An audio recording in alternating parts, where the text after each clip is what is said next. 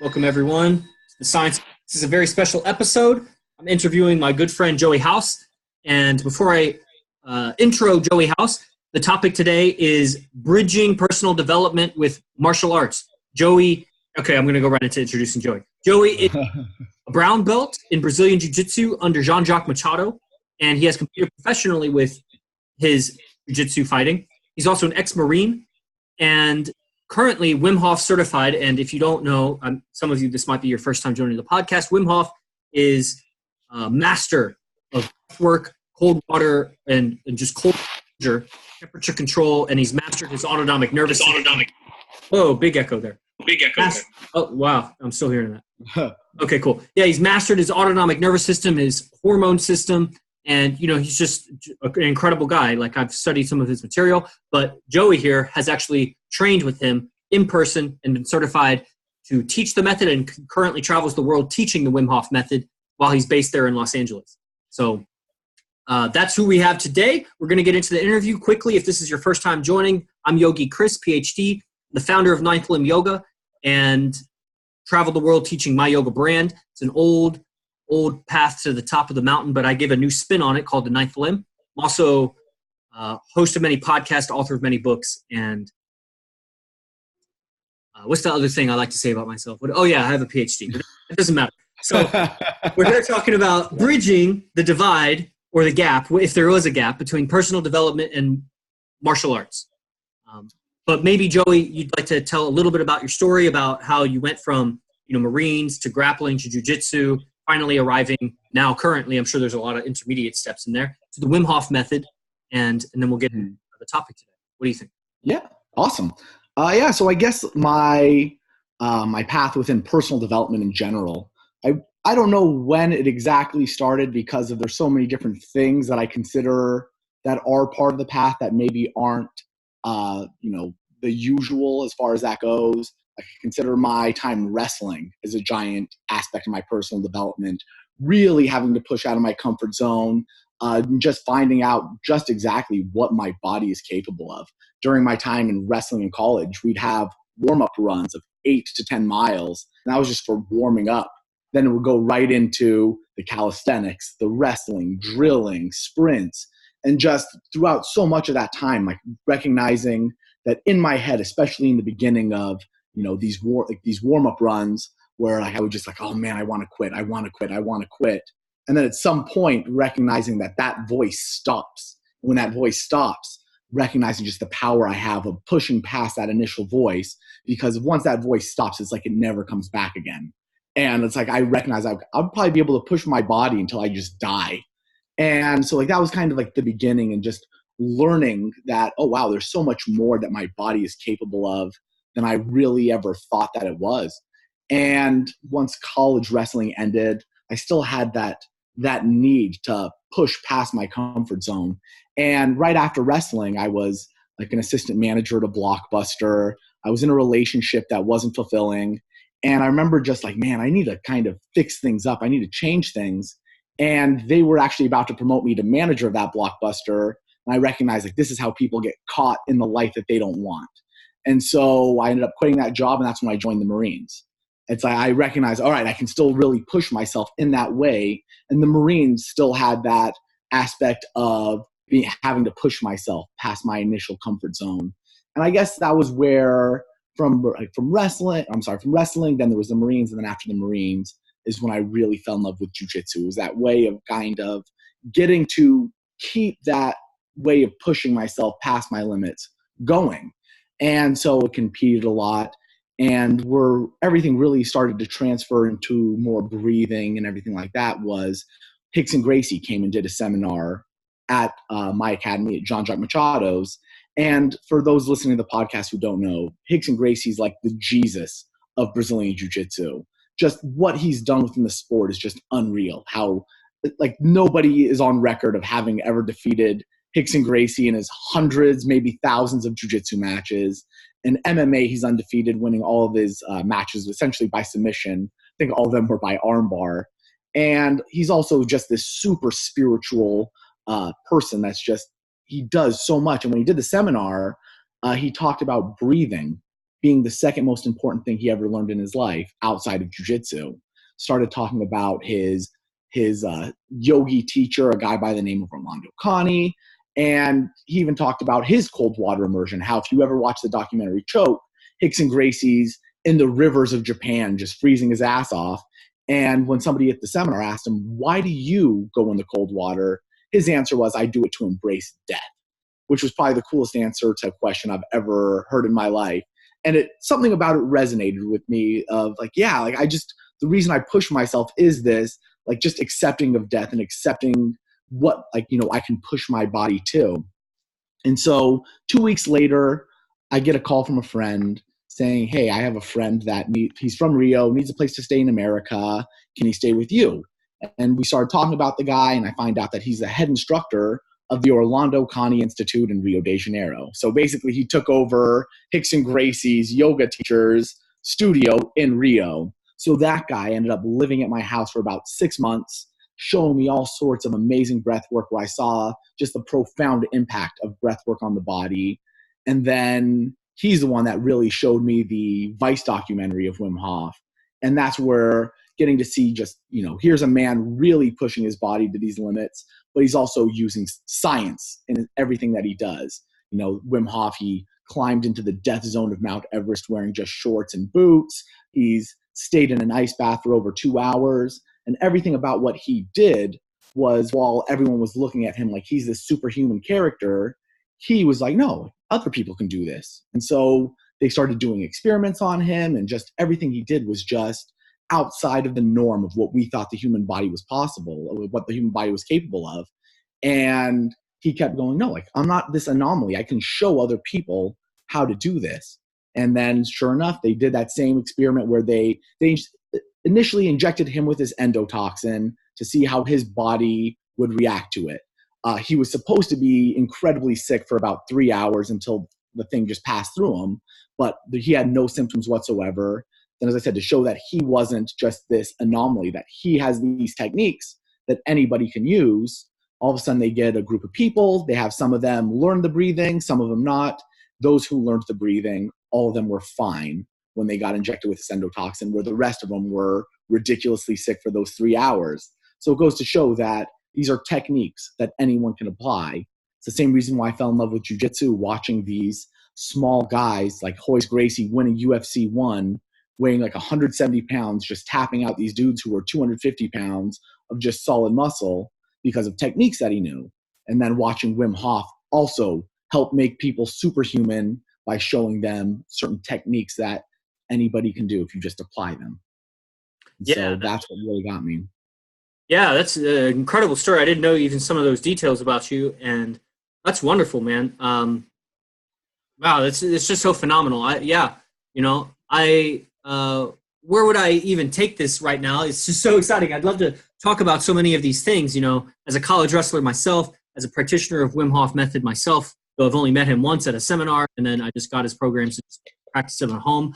I guess that even though this is unplanned, I would say basically, how effective do you think it is, and how, as far as training and practicing the Wim Hof method at home, using his home study courses, like, yeah, where is your take on that? Because you've trained with him in person, and I imagine train like the Wim Hof. I mean, you were training with this guy. Sorry, the guy that took over the Rolando Institute or something. Yeah, his name's Marcelo. Yeah, Orlando Kani. Yeah. Yeah, so he was doing breath work. Were there differences and similarities in that breath work? And how much did you train the, quote, Wim Hof method before meeting Wim Hof? Got it. So, I mean, when you start studying breath work, you start realizing it is this just infinite monster, just like yoga, just like, any martial art, that it's endless. It's not like you can just learn one technique and you understand it forever. You start kind of getting caught in this wormhole of, ooh, I want to feel this way, but I want to feel this way. And so recognizing that different breathwork techniques take you to different places. For a long time, I felt, oh, it's just, different roads to the same destination. But then just through years of learning different breathing techniques of, no, like if I want to feel one way, I'll do this breathing technique. If I want to feel another way, I'll do this one. This one's great at building alkalinity. And so like they all have just so many different features to them. And Marcelo my initial breathwork teacher was how to actually really utilize my lung capacity. And so doing the Wim Hof method, we learned that basic technique where you take the really big inhales and you just let go on the exhales. It also incorporates a lot of breath holds, which we do on the exhale, which is interesting. But you also find that if you're not a free diver or anything like that, that you would usually be able to hold your breath a lot longer than you'd ever really be used to. But as I said, like, so we learned that technique. But Marcelo, and having somebody around to really help emphasize, like, this is how you use your diaphragm, this is how you use your intercostal muscles to breathe. And like having just like those little, like a person, just like you would a jujitsu instructor, of somebody who's like nitpicking your details.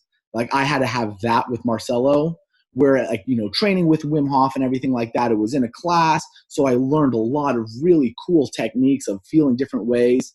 And during my seminars, I teach a relatively basic, awesome introductory level of breath work because of, as I'm sure you know, and anyone who's trained any kind of breath work has realized that like as you go deeper and deeper into learning breath work, it can get very intense. You can have insanely psychedelic experiences doing some of the breath work.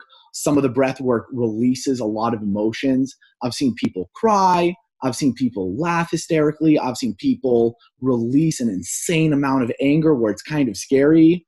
Like I've seen women have orgasms. Like I've seen everything. Like breath work is such an amazing tool of what you can access in your body.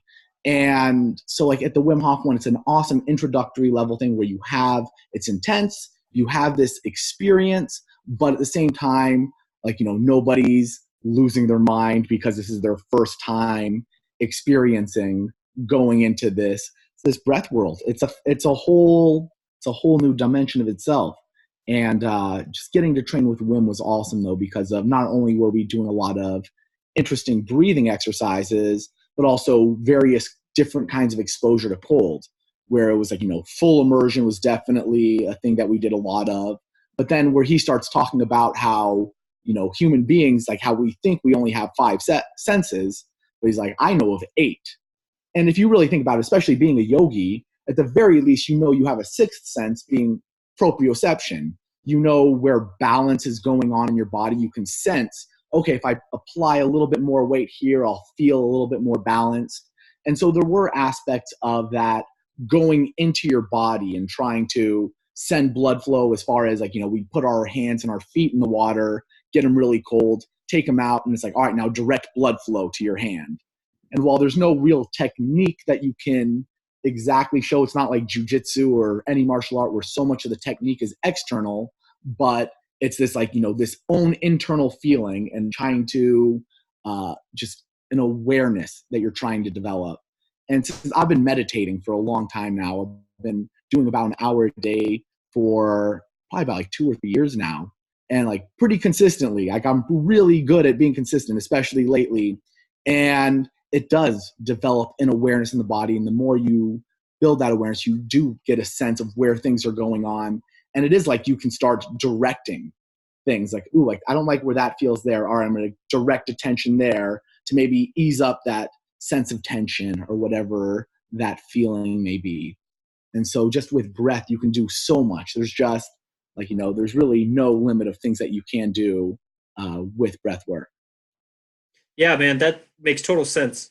And I'm doing a little something with the Instagram. I don't know really what happened, but I'm just going to go ahead and go live again. That's amazing to hear you talk about it. You know, all I've done is really, you know, watched maybe half a dozen of Wim's interviews with, you know, Russell Brand and Mercer Sarah. Okay, how am I going to do this? Let's see. I guess we'll just keep it like it is right now. Usually what I do on these Zooms is like a webinar. And why I do a webinar is so that we're side by side, but other people can't just join.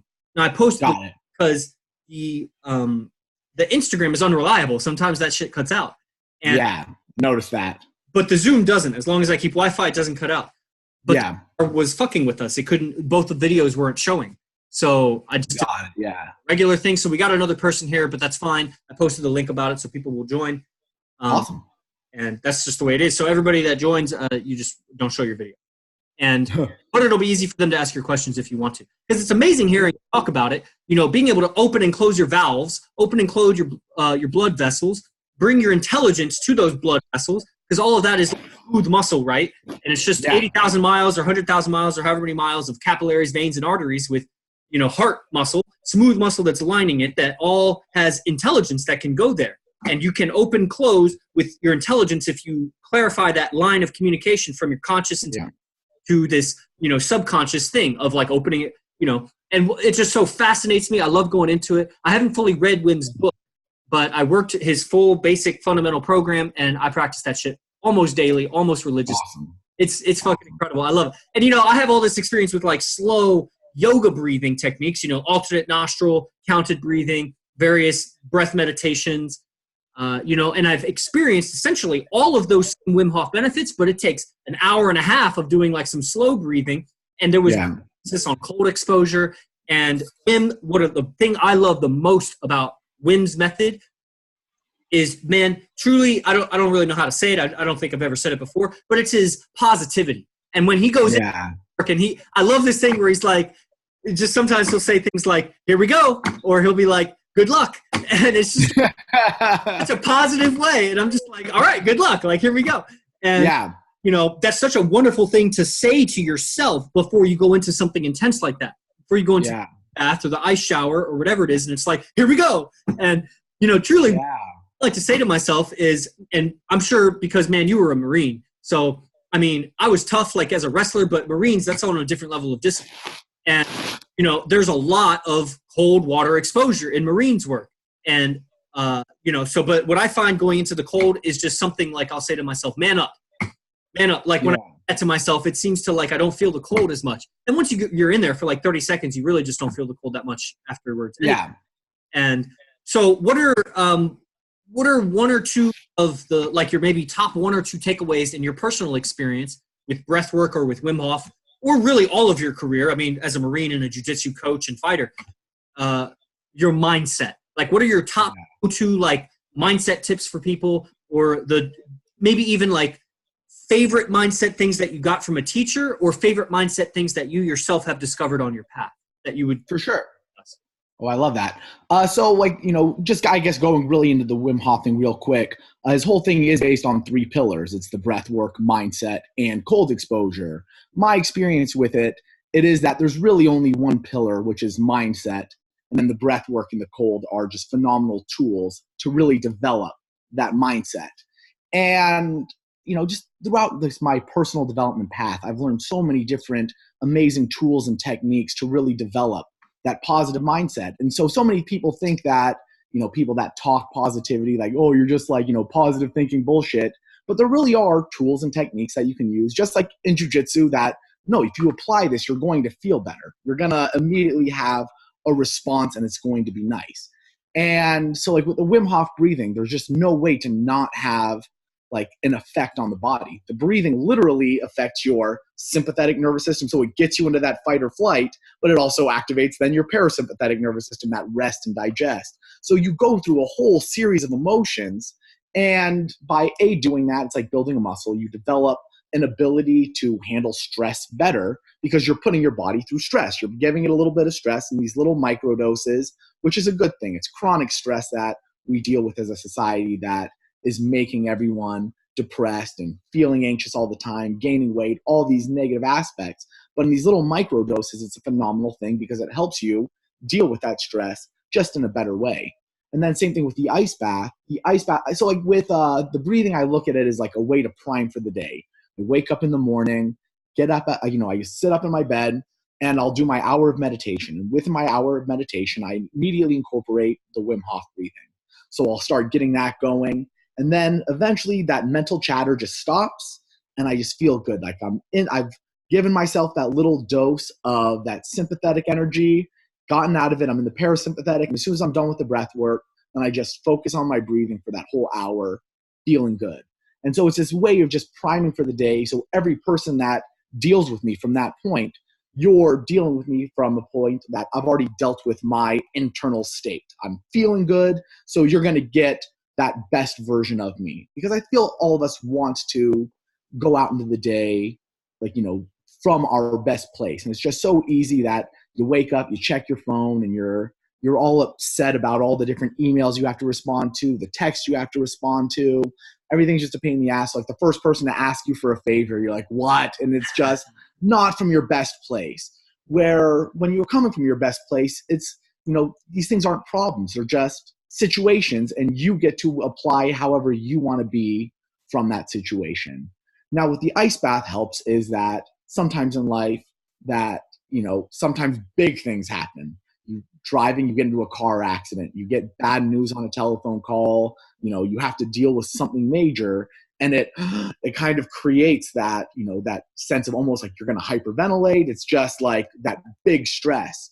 And to have a tool to to feel that emotion, to ride that initial couple second wave, and then to just have a way to just exhale through it, just to kind of slowly breathe and process that information just from a different place. It helps in every facet of life. Every facet of this thing is hard, or this is a pain in the ass. All right, let's get a new perspective on this. And so it really helps. And so I also look at especially the ice bath, just like how Tony Robbins has the fire walk, like at the end of day one, you learn all these amazing techniques of how to use your physiology in order to get into that higher state. And now it's like, all right, let's put it to the test. You're going to walk on hot coals. Now, the thing with walking on hot coals is that it's like you look at it and it's this very intimidating prospect. You recognize that if I'm going to walk on top of these things, it could hurt my feet. And so you can't just do it from this lackadaisical kind of place of all right, I'm just going to walk across these coals. You have to get into this state of yourself that's like, fuck it, I'm going. And the ice bath is the same, but I do feel that in order to successfully do it, you do have to go into a higher state of consciousness, but it's not like, yes, it's not like you're pumping yourself up. It's from this this warrior state of just, all right, let's do this. And so I tell everyone, make the choice to go into the ice bath in a warrior state, because a lot of these things are a choice. And I talk to everyone, and sometimes certain situations make certain choices easier or more difficult. You have that external that influences the internal. And so I was once having a conversation, it was actually with Drew, who's on the call. And we were talking about how when I'm alone and I'm doing the ice bath, I'm at one state. And when I'm within a group of people, I'm in another. And when I'm teaching it to a group of people, I'm in a completely different place. And so when I'm just alone, I'm looking at that ice bath fuck, all right, when are we going to do this? And, I have to warm up to a little bit. When I'm with a group of people, I can easily just get into that warrior state of focus. When I'm teaching it, it's it's nothing. I can talk to, I'm talking to people while I'm getting in the ice bath, and I don't let it phase me. So much of mindset really is a choice. Now, there are aspects of, as I said, that external influence affecting that internal state as far as, okay, I'm within a group of people. I now have to access this different version of myself. I can't teach it to this group of people and be oh, fuck, all right, here we go. I don't want to do this, but I'm going to do it. But, it's still a choice that I make. It's a conscious choice. And by the time even when I'm alone, when I choose to get in, I still make that conscious choice of all right, Joey, here we go. Make the choice to get in from a warrior state, and then I go. And that's always, I guess, for my little mantra, it's make the choice to go in a warrior state, because of all these things in life. It's all a choice. How we approach the day, it's 100% a choice of how we are choosing to be in that moment. Now, a lot of times we forget that it's a choice. And when you're in that reactionary place, it's you made the choice to be in that reactionary place by not applying any priming techniques, or, not actively assessing your internal state before dealing with other people. But it is all a choice. And so that has been my mantra for a while now. Make the choice to be in a warrior state. And I try to apply that to everything in my life. And I just try to, approach as many things as possible from a place of calm excitement. Calm excitement. Man, I want to go into that. You covered a lot of ground there, and we don't have much time, and I really want to get to some things. We might end up just having to have you back. One of the things that impresses me so much about how you talk is it's obvious to me as a linguist and a student of Arastapar Dibazar that you clearly understand the mind and layers of the mind, how you talk, Yeah. certain things like how you process information from a different place.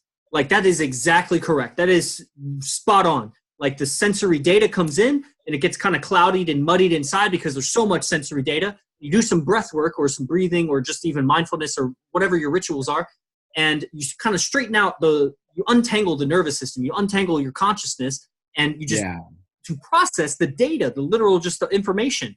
And you don't change anything about the information. You just change who's looking at it and or looking at it. Yeah. Which is exactly what you said is it changes your perspective. It's the same internal eye. You're just looking differently. Like you wipe away the fog and it see clearly. I love how you're talking about it. It was also funny how you brought up Tony Robbins, because as soon as you said prime for the day, I immediately thought of Tony Robbins. I don't know. Is that what you got from him or? Well, 100%. Like I'm a huge Tony Robbins fan. Like I've been to a bunch of that. I met my girlfriend while we were volunteering for an event in New Jersey. So I'm all about Tony Robbins, and I find him to be just such a fascinating character. He's clearly someone who walks the walk in every aspect, and he's just able to communicate doing these things in such an effective way. And it's like that you leave the event with actual tools in place. And it's not, so many people have this perspective of him of just being like, as I said, that, positive thinking bullshit. But no, it's like tools and techniques and using your physiology, using your voice, using your movement in order to find this place of just being in a better state. And just, as he talks about priming, how the importance of it, of coming into the day from that higher place, because of, he does it every day too. Speaking of like, Wim Hof stuff, every morning he gets up in the morning and he dives into the cold pool. I think his thing is like at most Korean spas, I think his thing's about 50 degrees, which is very cold. Not as cold as an ice bath, but still very cold. Does it every morning. And he says the reason he does it is he does it to tell his mind he's in charge. Like, I love that. Like a lot of these things that we do, it is to let our minds know we are in charge, because of amazing. To its own devices, the human mind does not want to do much. It wants to be safe, secure. So spiritual, man. Isn't that like, who is the it's not the mind. We are in charge. Like who is we? Yeah. You know what I'm saying? Like, just the language of that is like, wait, who is we if it's not my mind? So man. And I was really curious before I get into like kind of the closing ideas. I really wanted to get to this whole bridging, grappling with personal development.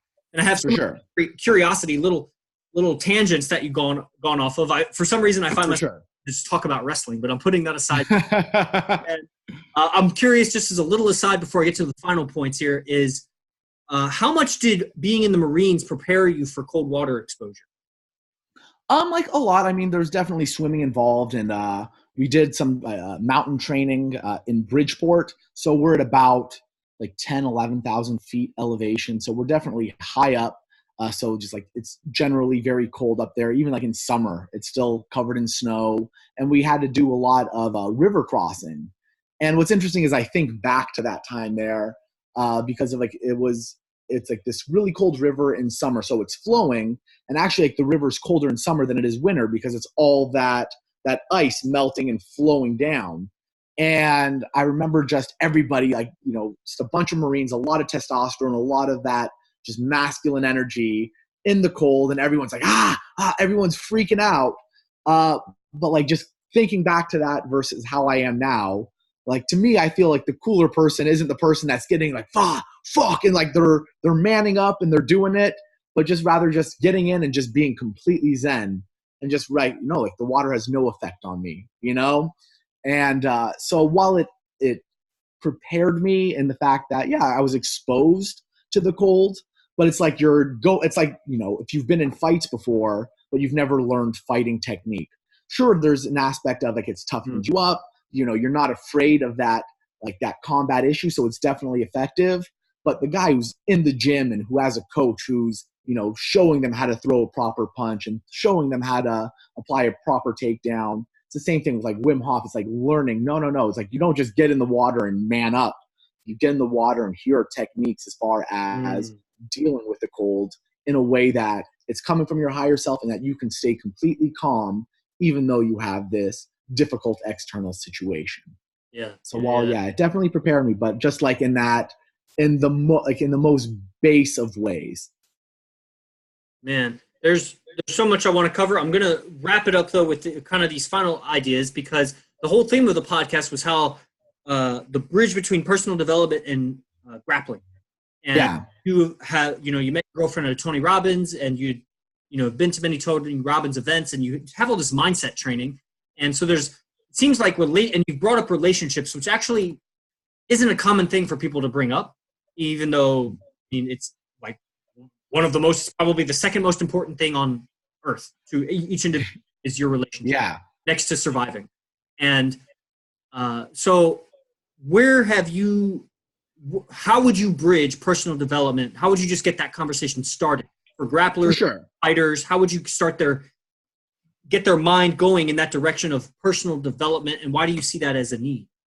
Awesome. So like, as I mentioned before with Tony Robbins and like just everyone in personal development, like so many people think that it's just positive thinking bullshit. But as you learn in jujitsu or any martial art, you think of one of the greatest philosophers of our time, like being Bruce Lee, who was, everything he did came from martial arts.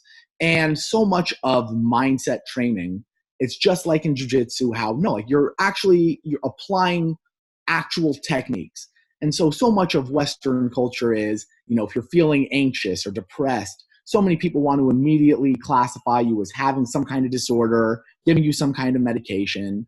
But just like how it's totally possible for a person who weighs 140 pounds to choke the shit out of 210-pound football players who maybe are bigger, faster, stronger, more athletic, but because this 140-pound person has different techniques that they're able to apply in that situation, same thing goes with so much different mindset training, where it's not just like, try to think on the bright side of it. It's no, here are some actual tools and techniques that you can apply in your day-to-day and that you can immediately use to have a better effect on your life.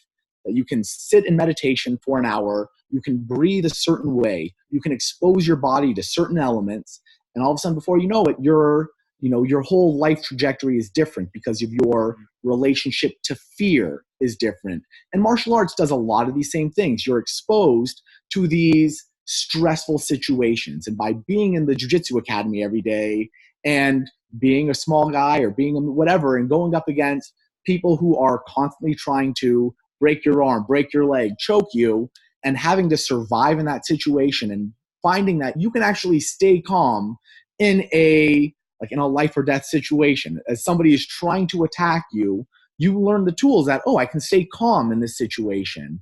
And same thing goes with all these other mindset tools of, I'm being bombarded with, I've ran out of money. I'm in this car accident. I've gotten this bad news, whatever it is. It's like, okay, I am sensing all the stuff that's going on, but I can take a second to breathe and I can reprocess all of this information in a way that is empowering to me. Like in a way, I can look at it from a new perspective. Do you see that mindset development and having tools and being able to shift your perspective and your state of mind? Is that's going to be like a natural byproduct of a person's martial arts training? Is it essential that the teacher be able to impart those mindset techniques? Do they seek the mindset teachings elsewhere? How would a grappling martial artist come across these mindset awarenesses? Awesome. So as you said, one part is that you will naturally come across a lot of these tools doing martial arts. Going into the academy and just training, you have to deal with that. And then you get to that next level where you start competing, where, now you're really nervous. It's like you feel that people are watching you. It's the person's going to be a lot more intense than the people in the training academy. You feel that there's a lot more on the line. So now you have to deal with it from this new element of, now I have this kind of performance type of anxiety going on here. And any good coach is going to try to talk to especially their new students or just anybody who's been trained with them for a while of, okay, you're going to be nervous before a competition. And a lot of it isn't just trying to get rid of being nervous. It's you're going to be nervous. Here are tools and techniques as far as how to perform during this time. But at the same time, a lot of ways that you deal with that is just going into the fire. Now, there's also other things that you can do in the meantime to develop that mindset. For a lot of people, going into an ice bath or walking on fire, whatever it is, develops that same kind of, those neural connections. Like, I'm afraid of this. My body naturally doesn't want to do this, but I'm making the choice to go into a warrior state, and I'm going to do it anyway. And so much of competition is that you're going to be nervous. Your body doesn't want you to go in there because you see your opponent, and they're big, they're strong, they have the same color belt as you do, so they've been training for a while, but maybe they're at a prestigious academy. So all this stuff is going on in your mind. You have to process all that. Yeah. But at the same time, at the end of the day, it's just go in there and do it. Go in from the state of a war and make it happen. And I remember you specifically saying, on the phone call with me, I remember you specifically saying that something about a lot of martial artists, they see the personal development side of things as maybe they got into martial arts for to learn to fight. And I think you were something about how there was a version to the personal development community that you were seeing because that wasn't necessarily part of their initial reason for why getting into the martial arts. Did I right when you said something like that? Yeah. It is for a lot of people, that's a byproduct. Who wouldn't want to just learn how to defend themselves? A basic aspect of, surviving as a human in a better way is learning how to defend yourself. So that's one tool that they maybe were looking for, but along the way, you find out how to stay calm in various kinds of situations. Because your mind recognizes that, while I'm in this stressful place, while I'm doing jujitsu, all of a sudden when you're out in the real world and you feel something that you feel something that's making you claustrophobic, maybe it's some kind of social situation or whatever, you start thinking the same ways. This feels like when somebody's putting all that top pressure on me. And so you start to look at things differently. So a lot of that is a lot of a byproduct. A lot of people maybe didn't go to jiu-jitsu to develop confidence or anything like that, but it's a byproduct of everything you do. There's obviously I can go on to a whole bunch of other tangents, but there's a book, The Power of Habit, and it talks about keystone habits. And so I feel jiu-jitsu and personal development, they're these keystone habits that you can implement in your life, especially with, martial arts, is I'm just going to go to the gym every day. Well, by going to the gym, you're going to find that, I'm starting to eat better now because of the fact that I care about how I feel going into jiu-jitsu. I'm going to go to bed earlier and try to wake up earlier because I want to get that extra time training and I don't want to be tired while I'm at the gym. I'm going to start, you start applying these different things, and then all of a sudden you start talking to people differently because of the fact that, now I'm more confident. I know that you're not going to just beat the shit out of me if I if I say something wrong. So I'm going to push the limits a little bit more. And so you just went to do this one thing, and all of a sudden you realize your whole life is opened up. And that's what I feel about all any of this personal development stuff with the Wim Hof method training.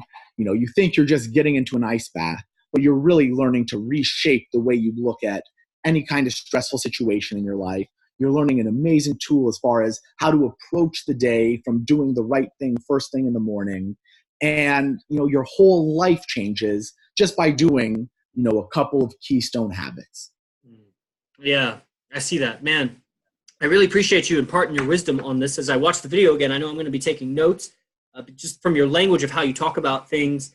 And, you've really inspired me. I really want to get back into grappling. I know I'm not going to get into wrestling, but, Los Angeles, I'd love to get into some jiu-jitsu.